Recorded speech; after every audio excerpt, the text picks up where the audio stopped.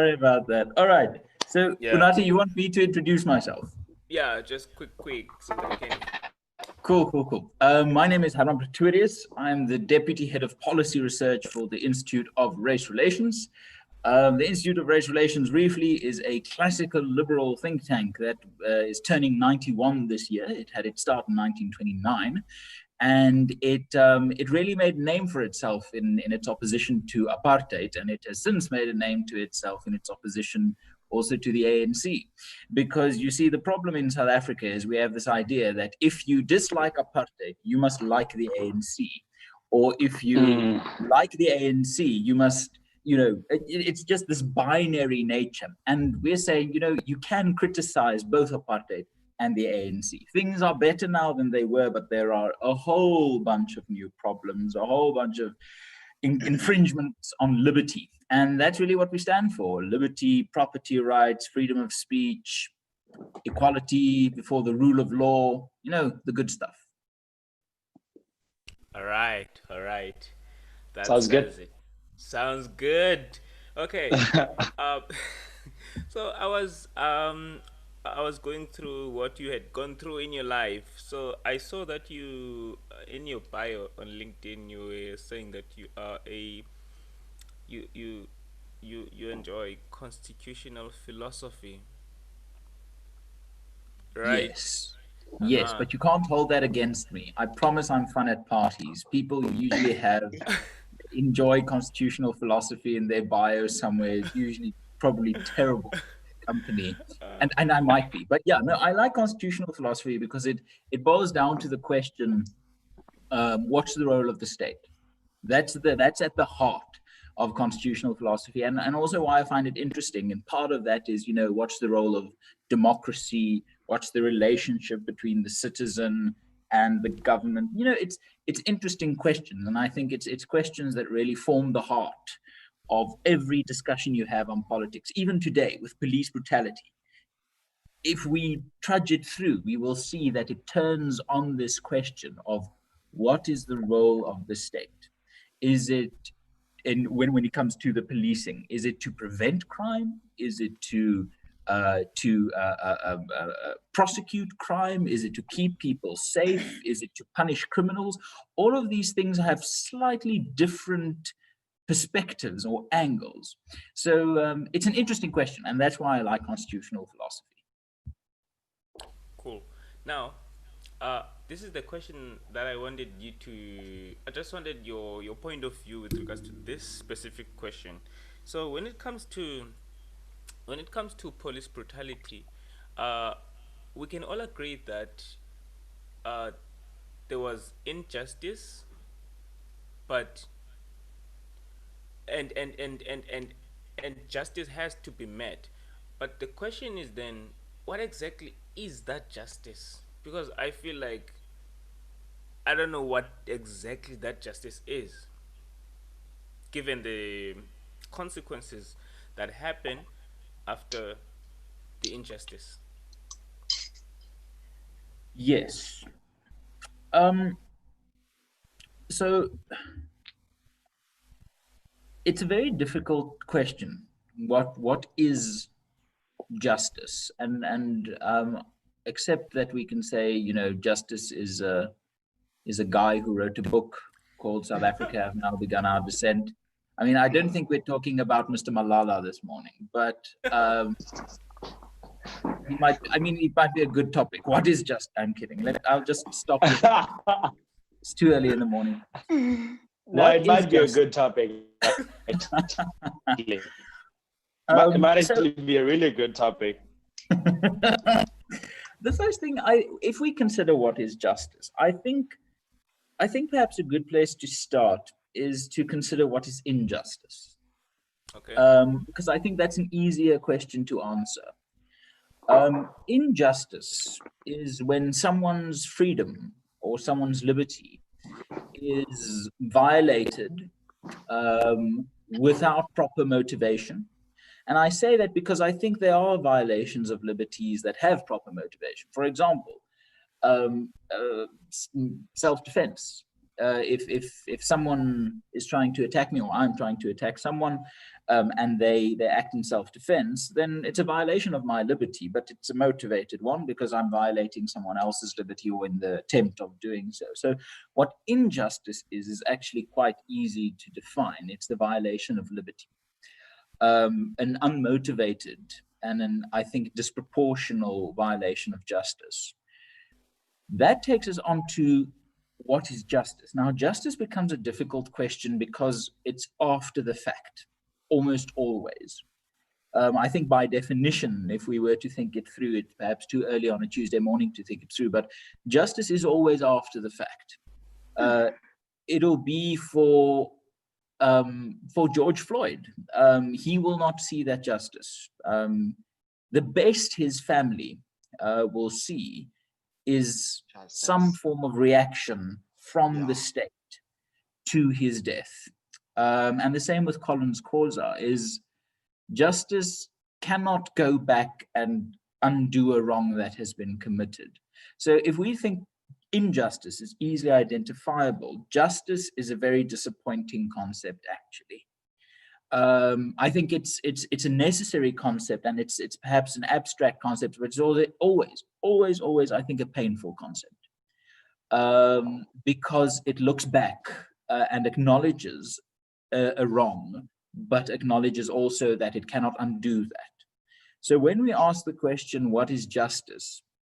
I think justice can have several definitions or colors to it.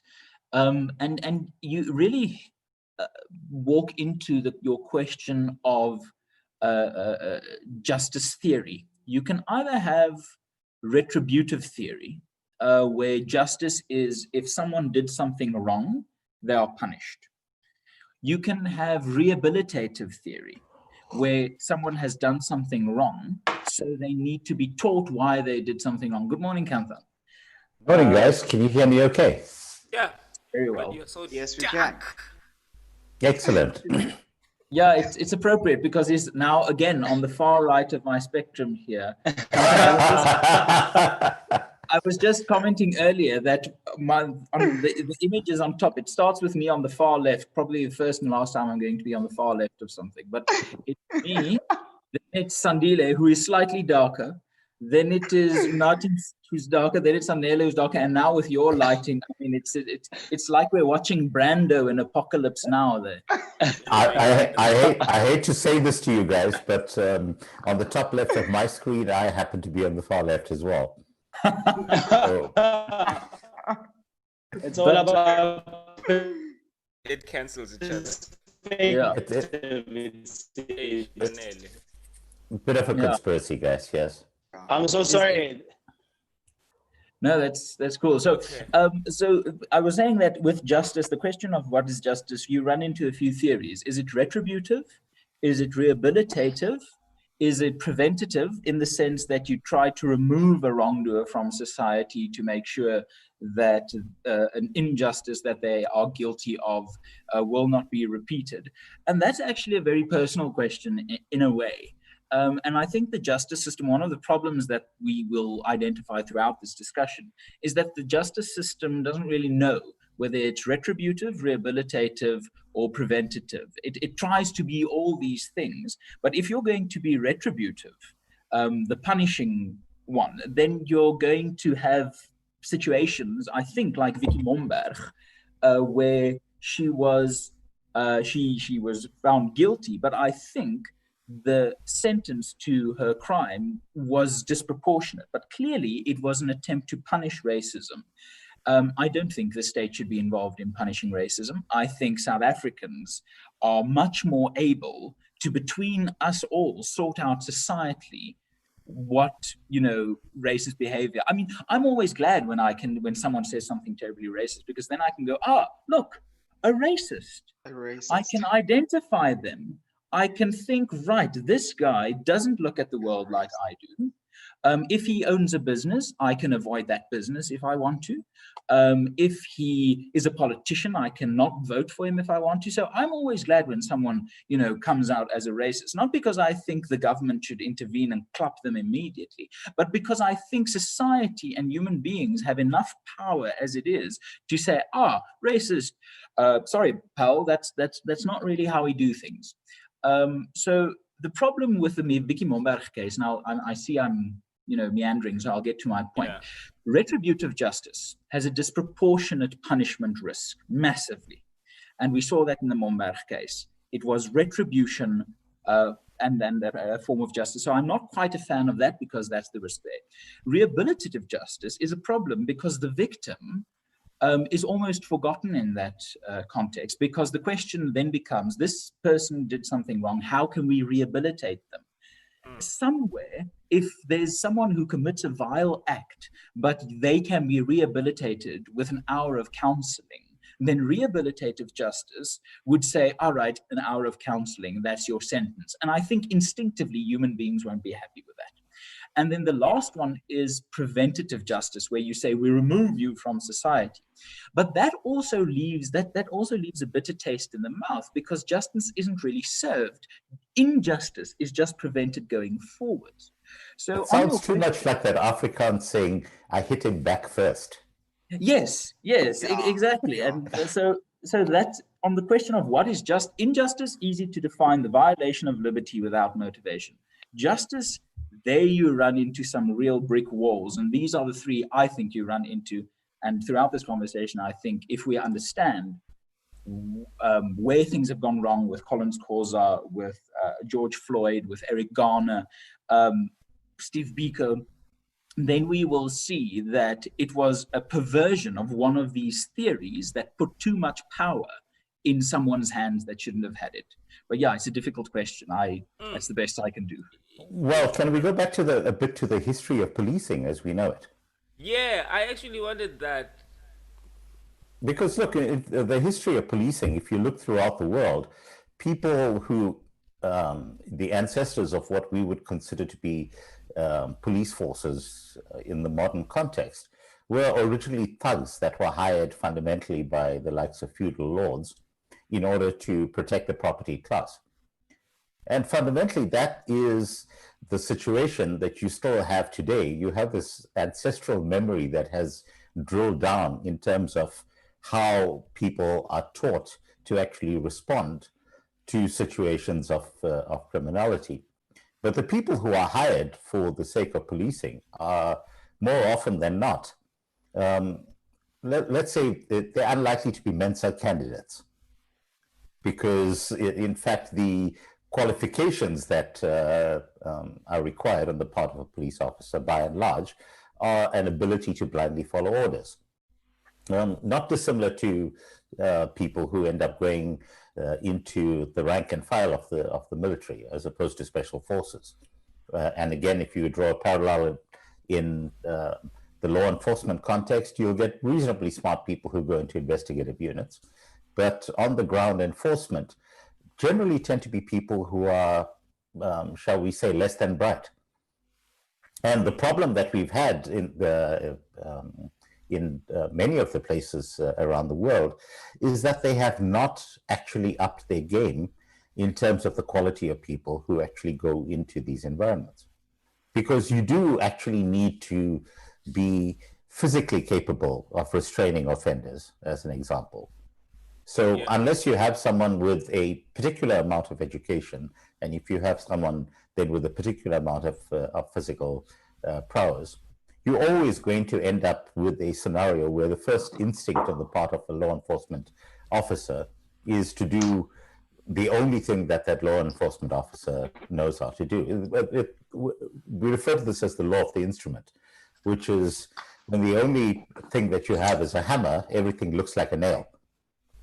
And so in the case of law enforcement that we've seen right now in the riots that have been breaking out throughout the United States, you had a very real scenario where the way in which police officers across the country have been restraining people has been to kneel on their necks. this is in the aftermath of what caused this chaos in the first place. So how do you end up fixing it? And one of the proposals that my colleagues and I in the ZACP had tabled at the time of last year's elections was we said we need to up the game in terms of the intellectual capacity of policing. And if you up the game in the intellectual capacity, we have something like more than 250,000 unemployed graduates. Why don't we just shift the goalposts? Say, in order to become a member of SAPS, you need to have a degree. And people immediately say, no, I've spent 4 years getting a degree. Yeah, but you're unemployed, dude. So let's just up the game. If you want to be a member of SAPS, have a degree. Because at very least then you know how to read, write, and count. And we've got a starting point to be able to minimize your tendency to just want to blitzen everyone. So, all right. If we're starting off in terms of tracing back to police brutality, I think that should be a starting point. I think I could either add or disagree with Kanthan. I'm trying to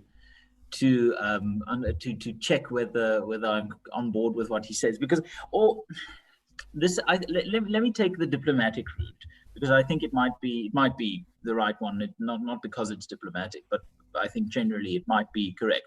What Kanthan says does make sense, but I would be very cautious about, firstly, I think one of the things, I'm a classical liberal, and I think one of the things that have held liberals back over too long is a certain kind of snobbishness, a certain kind of looking down, well, not looking down perhaps, but a certain paternalistic perhaps instinct to look at quote unquote ordinary people, people who don't work in think tanks, who aren't policy wonks, and think that intelligence is the problem. I think there's a very great risk, if you have the privilege of education, to think that anyone without it is worse placed than you are to address certain problems. So while I do grant that intellectual training and cognitive capacity is a problem in our police force and in the modern world, as Kanthan say, a very nature of being a physical force. I mean, a force, literally the word force. While I think that is a sensible and a good point, I do think that a bigger problem is accountability, in terms of getting police behavior in line with I don't know, let's call it 21st century expectations. And in that regard, I think one technological innovation makes that viable, and another one is a democratic thing that's been going on a long time. Firstly, body cams for police officers is a way to not necessarily boost intelligence, but boost accountability. Yeah. And another possibility is more local level elections and the democratic elections of people in charge of police. And perhaps we can now come on to this American catastrophe that we've been seeing over the last couple of days, because when people in America go crazy about police brutality, one must be careful not to respond in one of the following ways: either defending the police fully or attacking the police fully. Because one thing that we have to ask ourselves is, fair enough, even one death due to police brutality or one rights infringement due to police brutality is one too many. But compared to what standard are we measuring performance? Is America, are American police forces now more brutal, more racist than they were 50 or 60, 70 years ago? I don't think so. So while I think progress has been made, one of the things that we see in especially the American context is what has helped police behavior is the professionalization of police from, I think, the feudal thugs that Kanthan refers to. But my problem is, on the one hand, I'm a classical liberal politically, and personally, I'm quite, I'm instinctively conservative. So, I mean, I would like to like the police. That's the problem. They just don't give me enough reason to like them. But I do think intelligence, yes, one thing, training, yes, one thing, but I think accountability is perhaps, to my mind, a more important aspect to consider. I have this to add. Okay, and Sandil. As I was also going to say, I totally agree with you, Hermann and Kanthan, in a way that I feel like it's going to take more than training. It's going to take more than intelligence to actually have like good police officers. It would be really a good structure or a way forward to introduce. I'm not sure whether I should say a law, because it's already there. If you're not gonna respect someone's humanity, meaning you are fighting against their rights, right? So police needs to be, they need to be accountable for actually treating people in a bad way. In fact, the government is not giving them the license to kill. They're not giving them the license to treat other people in a bad way. So I think it would be actually a good initiative to say, from now on, everything that you do, you're going to be accountable for it. And here's what I've been seeing with the Americans, especially the police there. Despite the fact that they have body cameras, they still are brutal. And then I wonder, would does that is a body camera effective as a form well, of... let me throw some light on that, and that comes back to the entire question that we had earlier in terms of accountability. There was a Supreme Court decision in the United States that was reinforced some years ago that basically limits the liability in terms of police forces. So, in other words, it restricts the ability of the federal government in particular, because remember that the United States is a federal system. So the degree of autonomy that devolves down to each of the 50 states is incredibly high. And there was a Supreme Court decision that effectively limits the ability of the federal government to be able to impose accountability upon the various police forces that you have down to the local level. Consider this, for example, in the United States. You start off with your police force that actually exists at a municipal level. Then you also have the idea of the concept of state troopers, who are effectively a separate police force that are under control of the state. Then you have police operations that operate at a national level, and that includes things like the Bureau for Alcohol, Tobacco, and Firearms, which effectively is their own police force. You have the Drug Enforcement Agency, which effectively is a separate police force. You have the FBI, which is a national investigative unit. And all of those are separate centers of power. So there isn't any one set of principles that one actually applies that drills down to that level. But the crucial thing, apropos of body cameras, is that even though you may have a body camera that is actually documenting what went down, because there's a limitation on the liability of imposing penalties on police officers. And the balance that the Supreme Court was trying to strike out there was, how do you end up with a scenario where the police officer is reluctant to act, to actually enforce the law, because of the fear that they might be summarily dismissed for having acted improperly? And, you know, one can argue back and forth as to where one draws that line in the sand. But it is a real debate that one has to actually engage with. Consider, for example, if we went to the doctor for treatment and the doctor was reluctant to treat us on the basis that if he wasn't able or she wasn't able to save our lives, then there would be legal action that would follow that would bankrupt the doctor. So you do have limitation of liability at some levels. So the thing really has to be a combination of that type of stuff that gets applied in terms of how one deals with police brutality. One of the issues that we have in terms of the United States is that far too much of what happens in terms of policing ends up being reactive rather than proactive.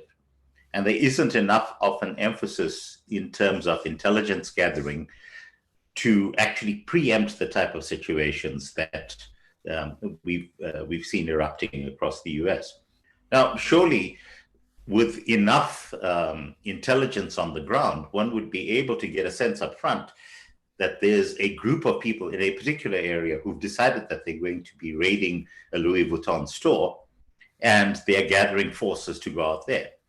And ideally, in that scenario, the police would be able to anticipate that and go and grab these guys before they get through the starting posts. But that type of thing is not actually happening. I want to ask this question. I don't know if Anele has any thoughts, but maybe you can throw in something if you have. So here's the thing. So you mentioned that there's these laws or regulations that limit liability on the part of the police. Now, with that being said, some people, the people that I've been listening to on Twitter or on YouTube or elsewhere, they are making the point that we need to change the laws by voting, but because voting has not been happening now, so the best thing for us to do is to riot, because even though we want to change those laws, these people in power are not listening to us. So the best thing for us is to riot, because as Martin Luther King said, riots, that's the language of the unheard.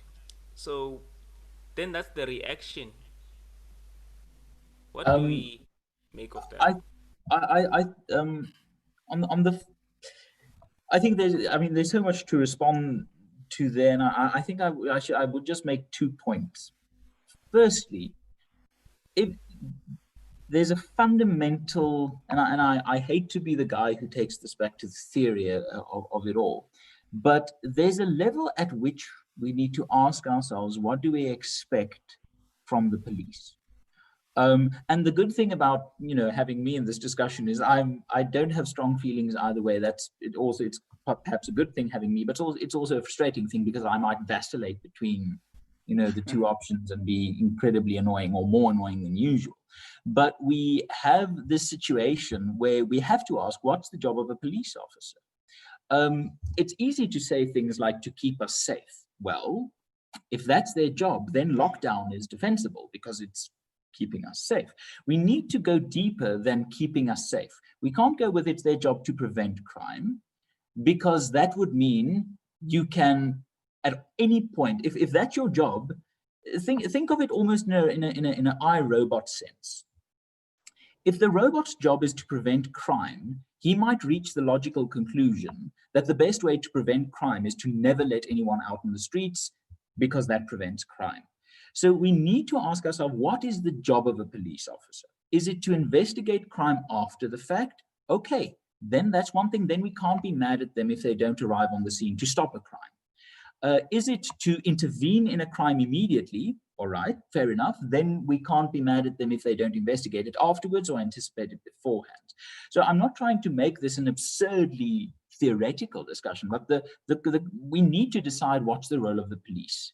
And we can take this back to 1829 with Sir Robert Peel, who was the Prime Minister of Great Britain at the time, who created the first police force in London as a patrolling force. But as good as that might be, we need to ask ourselves, what do we expect of the police? Do we expect them to prevent crime, to keep us safe? All of that is good and well, but that has certain logical implications that we need to follow to their natural conclusion. But then the second point on what I think Unati just said is, why? I mean, a few years ago, we had Eric Garner and we have now George Floyd. It strikes me as possibly quite disingenuous to consider that out of a country of more than 300 million people, the deaths of the tragic and despicable deaths of two men forms evidence enough to make the case that that country is inherently racist. Right. I'm not saying America isn't inherently racist. That is a claim that could be made, and could be made perhaps possibly with some merit. But the problem is that if a country is of such an expectation of justice that the mere death of two men out of hundreds of millions can have this level of outrage, then that says something about the expectations of that country. And I think, to America's credit, it says something quite amazing. That sorry, Hermann, can I cut you there for a second? I don't think it's the death of the two men that it's a boiling point that people have reached because of the numerous men who have, and young boys who have been killed with nothing,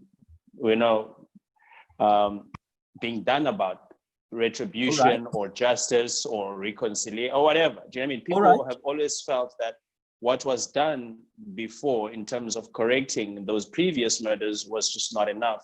And people are feeling that because nothing tangible or satisfactory is done to those who have committed these atrocities, that it perpetuates, the continuation of these activities. Anela, I need to climb in at this point, because again, people's perception doesn't necessarily imply what the reality is on the ground. Now, one of the things that I've been doing for decades is teaching journalism to a range of people, and I try to drill down to the essence of how one goes about fact gathering and trying to get to the bottom of any particular situation.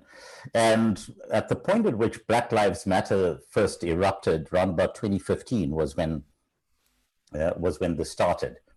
And I started taking a look at that point in terms of what the actual numbers were on the ground. And I'm going to very quickly take you through a couple of things. And it started off with a headline that came out of the Guardian back then. In fact, what I'm going to do is, let's see if I can share my screen so that I can, host disabled attendee screen sharing.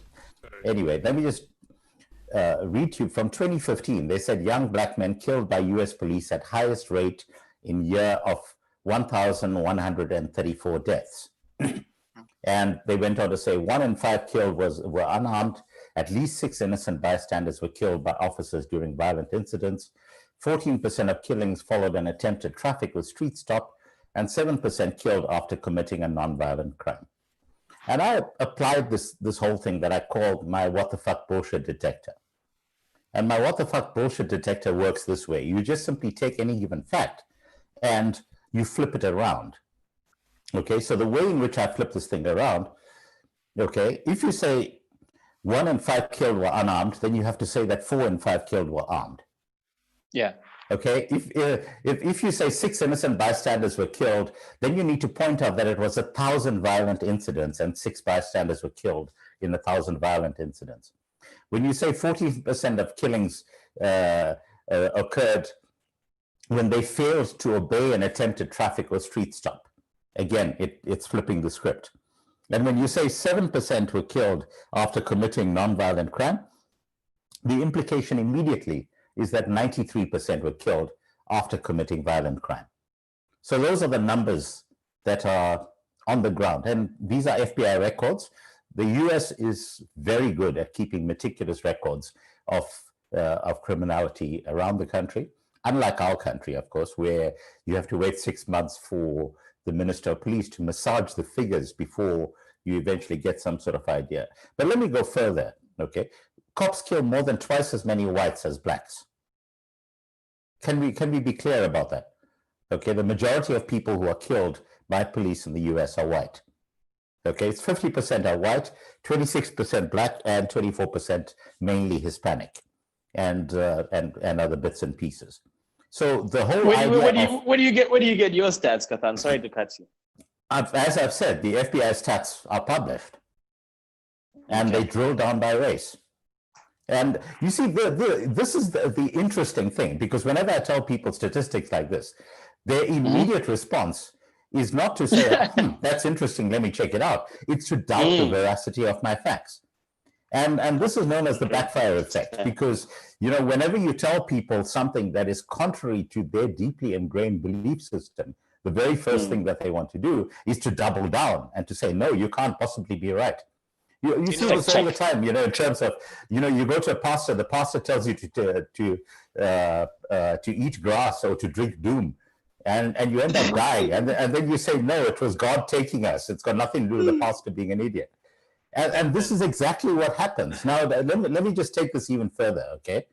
Now, if you drill down to the US's 75 biggest counties, okay, black people in the US commit 62% of the robberies, they commit 57% of murders, and they commit 45% of assaults. And consider now that black people in the United States make up 15% of the populace. So those are real figures. Now, I'm not drilling down into motivations around why these figures exist the way they are. But consider right now that if you happen to be a police officer on the ground in an area that is known for homicides, and you happen to see a black person walking towards you, chances are that you are going to assume that that person is a perp. And guess what? That by and large, that it is black police officers who tend to react more violently against black perpetrators than white police officers. Again, there are statistics that go down into this.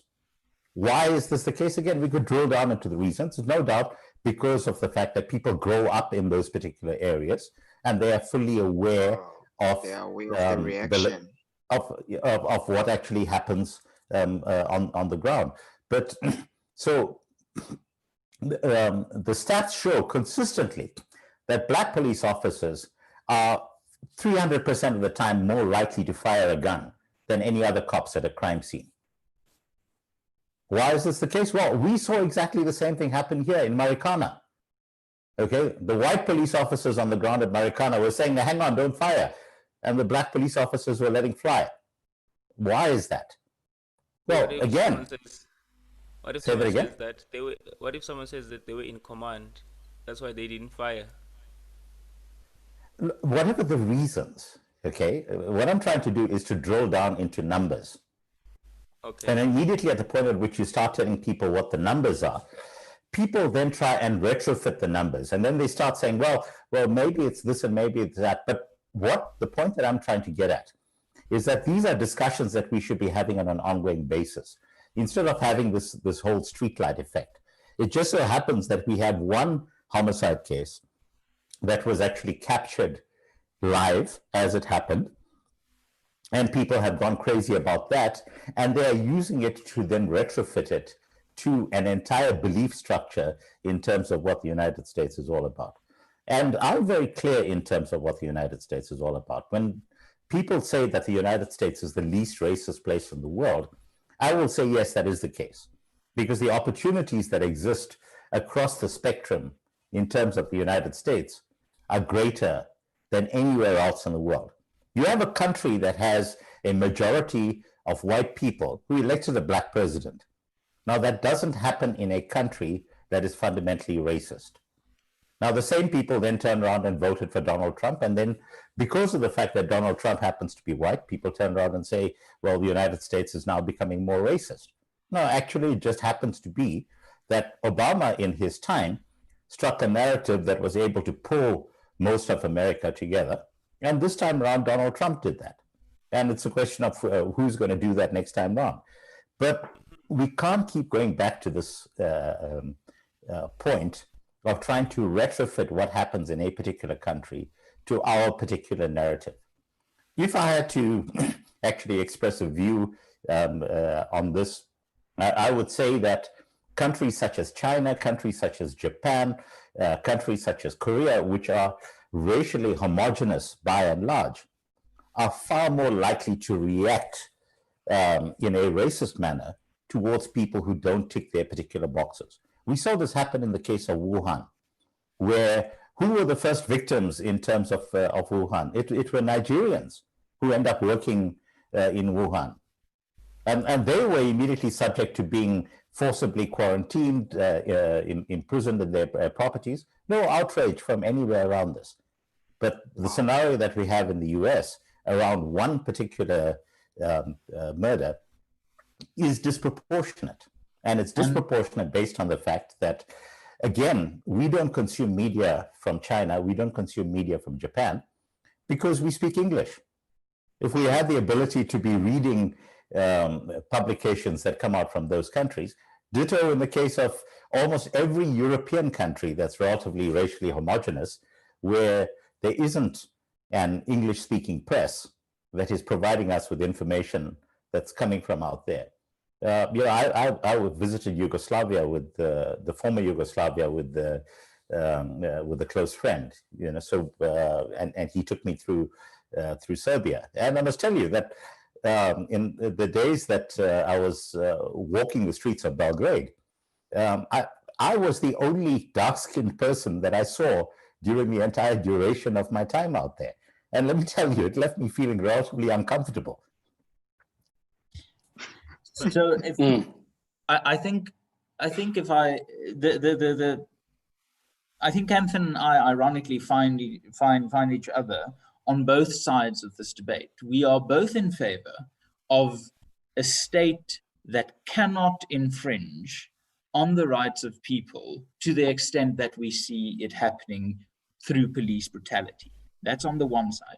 But on the other side, we also have to be honest about what's actually happening. And then, Anela, you say that there were no consequences and this is a systemic thing. And no, that's not what I'm saying. I'm saying that that's what I hear, because I don't really know. I'm not in America, but when the people that are for, the anger and the rage that Black people are feeling in America, they say that it's because they feel that there is a great injustice towards Black people when it comes to policing than there is towards white people in America. And because of all the previous deaths that have happened, and people feel that nothing much was done. I didn't mean to. I didn't mean to attribute those views to you, but that argument, let's take that argument irrespective of where it comes from. You have to make a few assumptions in that. You have to make a few assumptions that America is now more racist than it's ever been, which I think is highly contentious. I mean, they, as Kanthan said, they elected a Black president, and they might have elected an orange one after that, but orange is the new Black. So, well, jokes. So the first thing is that the assumption has to be somehow that America is fundamentally racist. Okay, if that is the case, why haven't we seen in the past few days many Black protesters, many Black protesters, some rioters, some looters, but many Black people in situations confronted by police? If America was inherently racist, why is the only Black man that I know of that has died in these protests a police officer?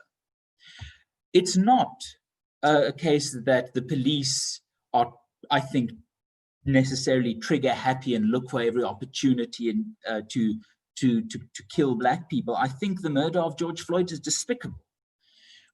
But let's be completely honest, and let's not ignore facts in favor of this narrative or that narrative. I don't think America is now more racist than it's ever been. I don't think American police structures, systems are inherently racist. Otherwise, we would not have seen what we are seeing. But the last point I want to make on this is these, I mean, there's these communities these are communities that have Black Americans in them. You watch there's this horrible video of a man probably in his mid-50s in 1992 in the LA riots. He has a hammer in his hand and his store has just been looted in the 1992 riots. And he yells at the protesters, screaming, "Why did you take my computer? Why did you loot my store? A Black man, why did you do this?" And then he repeats, and it will haunt me for the rest of my life. "I just tried to make it," he yells. "I just tried to make it." Right. So for every citizen that we see a riot about, we must be very honest about what the implications of those riots are. If we're going to be angered by injustice, then we should be angered by all injustice. People have had their livelihoods destroyed in this. So I don't think that this is a systemic problem. I think it's a philosophical problem. The question is, what do you want a police officer to realistically do?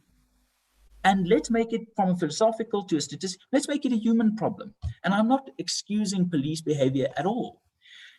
But these are human beings that are challenged with incredibly complex situations. I mean, we've had them this morning. Accountability is a problem because that might body cams might be a deterrent for them saving lives.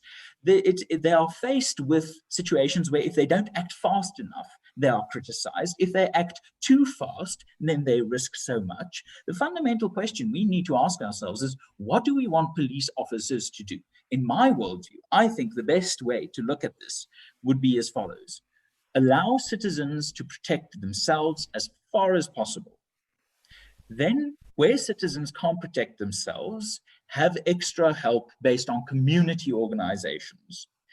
Where that doesn't happen, then the police comes in and then has an investigative role thereafter where you need the resources. That's my worldview about where I think the police should fit in. But until the world can clarify what it wants the police to do, we are going to hit this brick wall every single time. And if these protesters want change, and they want a new law and they want policy changes, then they must first identify the policy changes in black and white, proper policy work. What do you want changed? What do you want changed? It's very easy to get upset and it's very upsetting, but we need to be honest about what the questions are and where the questions will lead us to which answers. All right. So what it seems to me, well, I actually read the Pillian Principle, and what you wish for is essentially that, the Pillian Principle. Adele, you wanted to jump in? Yeah, I just want to ask, as an uninformed person. So first, when I listened to, I hear what you're saying, Hermann, and I also wanted to ask Kanthan there. Kanthan, so Kanthan. Sorry, I'm taking Hermann and Kanthan, so I'm just trying to keep that. All right. Because I kept wanting to say Hermann. Do you know what I mean? So Hermann and Mama Kanthan. Okay. So Kanthan, so do you agree with Hermann that America is not inherently racist? And then when you talk about police brutality, there is police brutality holistically, not just aimed at black. That's absolutely correct. Yes, that has always been my viewpoint. The problem that America has is police brutality and not police racist brutality. And until people actually get their heads around that, we are never going to win this. Now, you see, the other thing that we need to take into account is when you want to go and fix a particular problem, the best thing that you can possibly do is to draw the maximum number of people into your camp. And everyone, without exception, will buy into the idea that police brutality is bad. But when you make it about race, you are immediately creating a divide and you are forcing people to take sides based on race rather than on police brutality.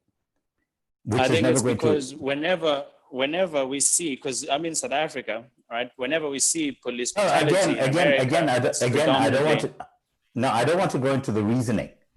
Okay, what I'm trying to say is that if you want to get from here to solving a particular problem, what you need to do is to get people to buy into the idea of being on your team. Very specific example, okay? Look in terms of Barack Obama's messaging, in terms of his build-up to his victory as being elected president. What was his slogan? Anyone remember? Yes, we can.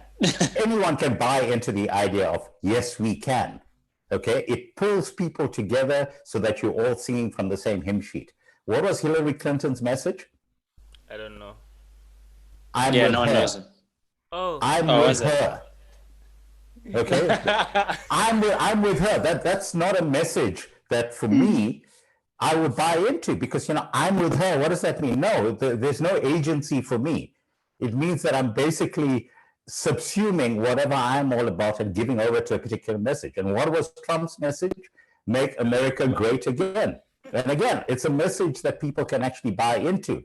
Now, if you take the situation that we have in the US right now, and if you turn around and say, stop police brutality, every single American will buy into that narrative. If you turn around and say, stop racism in America, you are immediately forcing a divide. Yes. And you are never going to solve the problem. And it comes down to understanding the root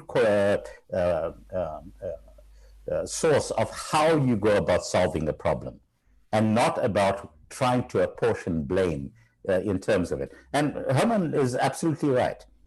It has to be that balance, because the classically liberal thing to do is always to be able to balance those rights. And I don't want a scenario where we have a crime-free state that happens to be a police state.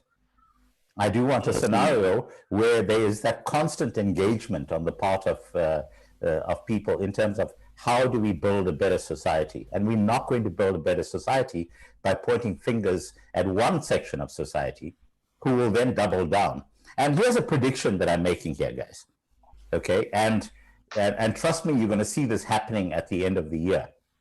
A lot of these places where you've had the outbreaks of violence that were happening over the past couple of days, you are going to see them voting Republican. I'm making that prediction up front. Remember that Minnesota is a Democrat state. Okay, you have a Democratic governor, you have a Democratic Senate, right down to the city itself, where you happen to have a Democrat mayor and you happen to have a Democrat police chief who happens to be black. And here's what's going to happen in Minnesota. Okay, people are going to say these Democrats are not able to actually maintain law and order. And Trump up there has been saying, guys, you need to act and maintain law and order, and we're going to vote Trump. And I'm making that prediction at this point right now. I'm willing to put money on it.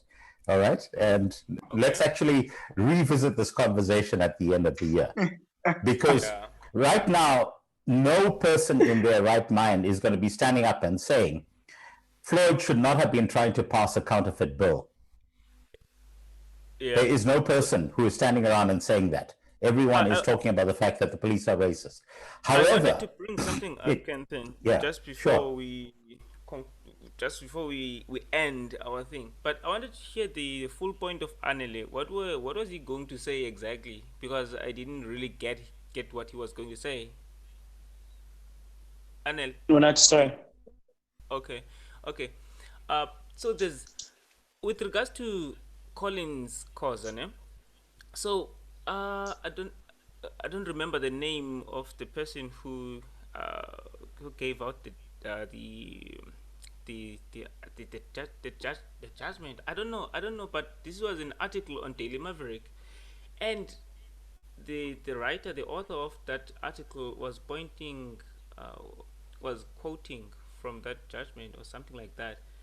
with regards to the language that was used in the SANTF report, it said something like the directives to the soldiers involved in Alexandria, where the Khoza family lived, was worded in a way that was explicitly targeted the local people as threats or obstacles to the military objective of combating COVID-19, with the implication that such threats had to be neutralized.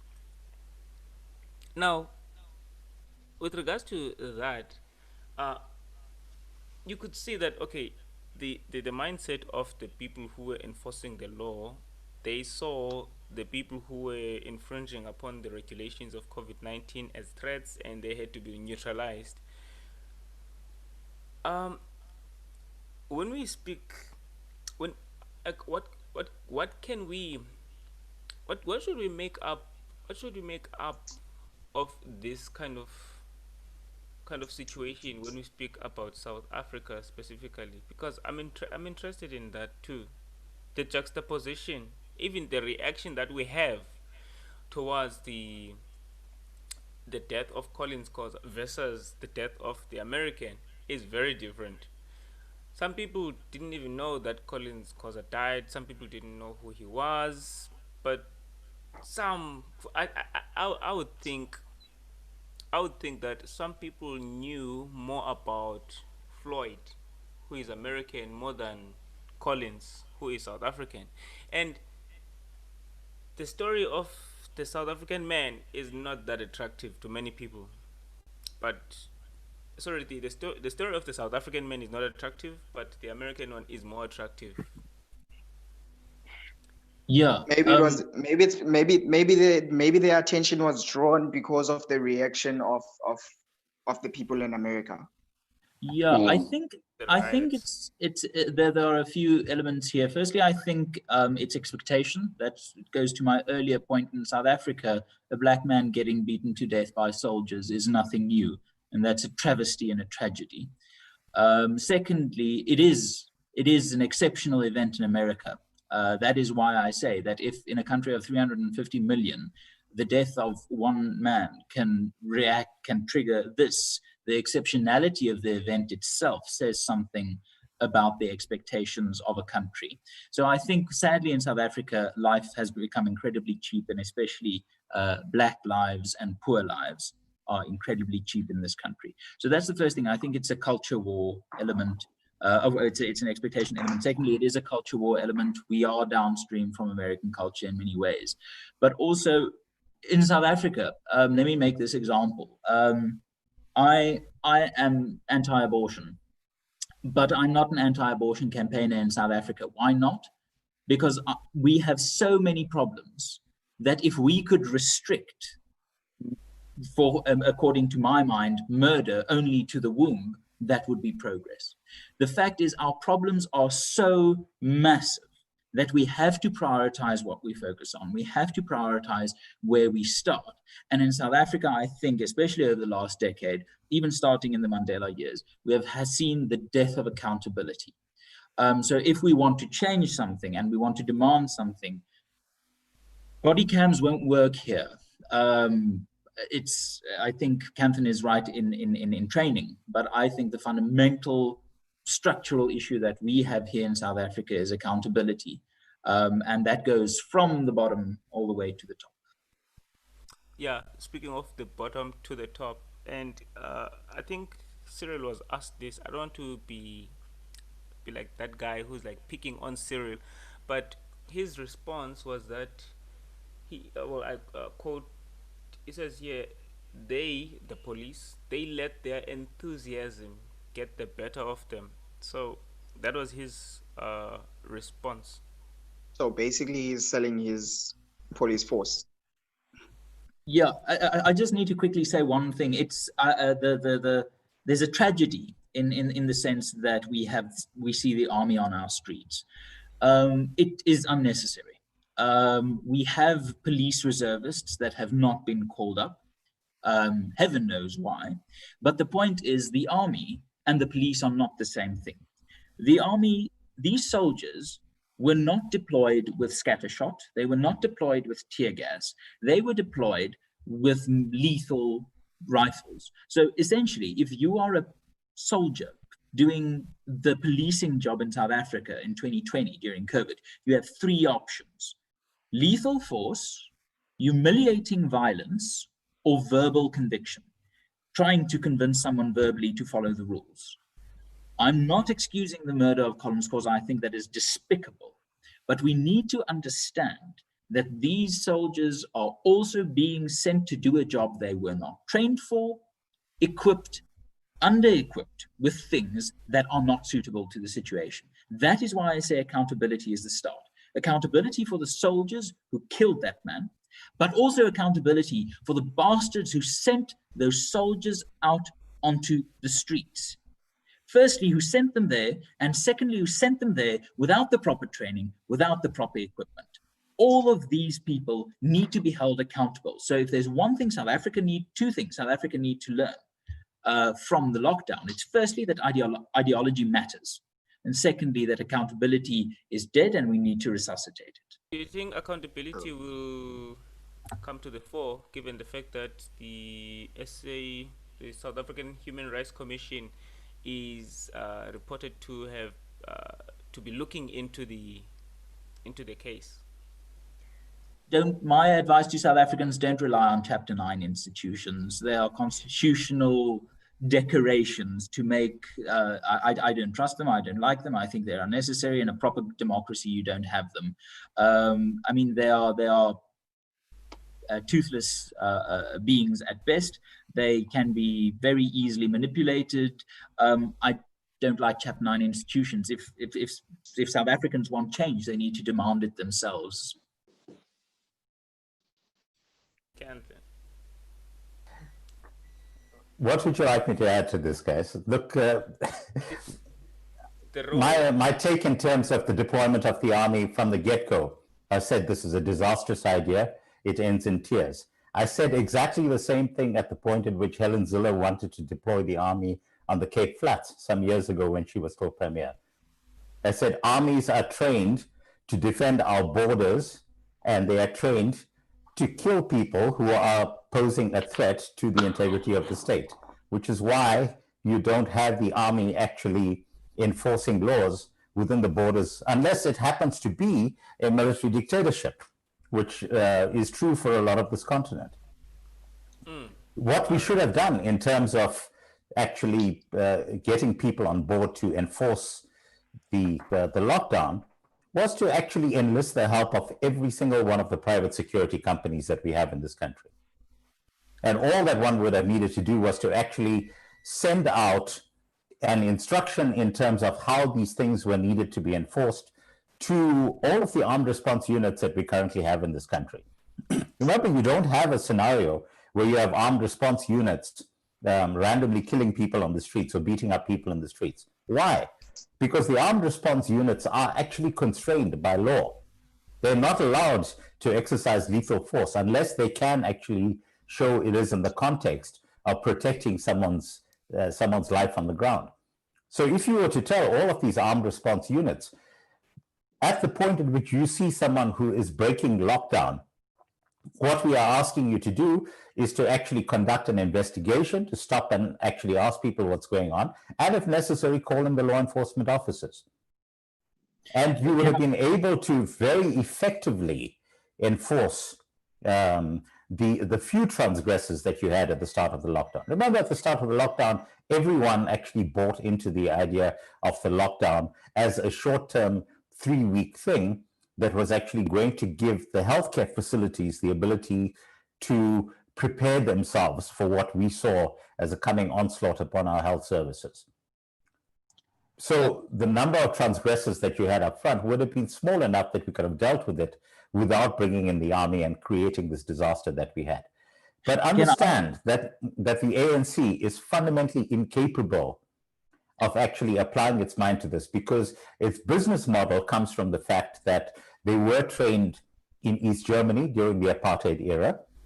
It comes back to the fact that right now their biggest inspirations come from China. Yes. And China is the ultimate police state. You have no rights in China. The type of thing that happened to Collins Koza happens on a daily basis in China, and you never get to hear about it. Why? Because there's total control in terms of the media. There is total control in terms of the messaging. There is no Twitter. There is no Facebook. There is no Google. There is no YouTube.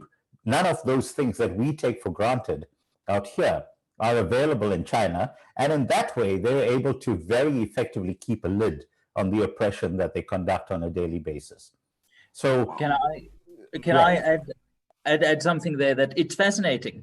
There are 5 times the number of private security guards in this country than police officers.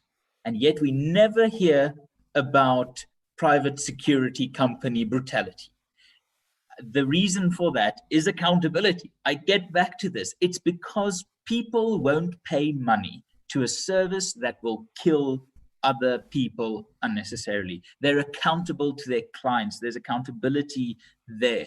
So just Kanthan is just spot on. It's absolutely. Okay. All right. I think we've come to the end. I hope we have a conversation like this, because clearly this conversation is just too great of a conversation to even end here. So it is. Yeah. Anele, Sandile. Yeah, I must say that I've actually learned a great deal this morning, and I've got a lot of paradigm shifts as well, because a lot of us were captured, because of the hype that's now around the Floyd murders that happened. And one of the questions that I wanted to ask, that I had, but then somebody I think answered it briefly, was it the limited liability that you spoke of, Kanthan, where if a police officer kills somebody, they're not necessarily judged as a murderer, but because that's one of the things that a lot of people are talking about, is that the guy kills somebody, but they're not judged as a murderer. You know what I mean? They just got... You can turn off your video, Anil. Fired from work, but somebody else's life ended. Is that because of that limited life? Yeah, I think I'm having network issues here. Can you guys hear me? Yeah, we can hear you fine. Let me climb in again on this, and I'm quite boring at this level, guys, because one of the things about my being a stickler for rule of law, okay, is I will not call a killing a murder until such time as a court actually finds that it was murder. Okay. All right. So let's be very clear about that. Okay. And am I very clear that that Floyd died after a police officer was kneeling on his neck? Absolutely. Am I clear that that was the cause of death? No, I'm not clear about that. I'm waiting for results of autopsies. I'm waiting for results of independent investigations, all of that type of thing that has to come to the forefront. And the reason why this is important is because we can't have a situation where we are judging any person, irrespective of whether it's a police officer or not, and finding them guilty based on what we see from a particular viewpoint, which is what we have in this case right now. Due process applies to every single one of us, particularly the most repulsive of us. I think that also applies with the case of Collins Koza. That's why absolutely correct. That's why the SANDF absolved themselves of any crime, which is their job. That's what they're meant to do. The SANDF's first job is to cover up for themselves. But guess what? We actually still have a legal process that one has to go through. The SANDF has submitted a report to the Gauteng High Court. We need to see what the pronouncements are going to be from that High Court in terms of whether the SANDF investigation has complied with the terms of what the judge had actually put down as an injunction. So the Collins Koza case, the SANDF are not off the hook. Okay, what we have at this point is their initial report that says we did nothing, but there is still going to be a process that's going to be followed. Ditto in the case of what happens in the US. There is going to be a trial that's going to follow. Now, people are turning around and saying, how can you charge this person with third-degree murder? Because, it's very clear that the guy was murdered. Well, actually, one of the prime things in terms of first-degree murder is that you have to have mens rea. You have to have intent. And is it clear that there was intent to murder on the part of this particular police officer? On the face of things, I cannot see that there was intent to murder. Okay, well, was there an obvious lack of caring for what was going on with the person on the ground? Absolutely. But intent to murder is not something that you can make a case for immediately, because you charge a person with first-degree murder, they're going to go to court, and a jury is going to toss it out. Because the courts in the US have to find beyond reasonable doubt. It's not a balance of probabilities thing. Okay, go back to the case of O.J. Simpson. All right, why did O.J. Simpson get off the hook? Because they could not show beyond reasonable doubt. The glove did not fit. All right, it's important. So yes, we have seen particular things. There's a viewpoint that came across that a lot of us shared based on the fact that we have video footage of what actually went down. But the legal process is actually going to run its course. And we should actually brace ourselves for the fact that there is a strong possibility that this guy might get off on some of those charges based on other factors that get brought in at the trial.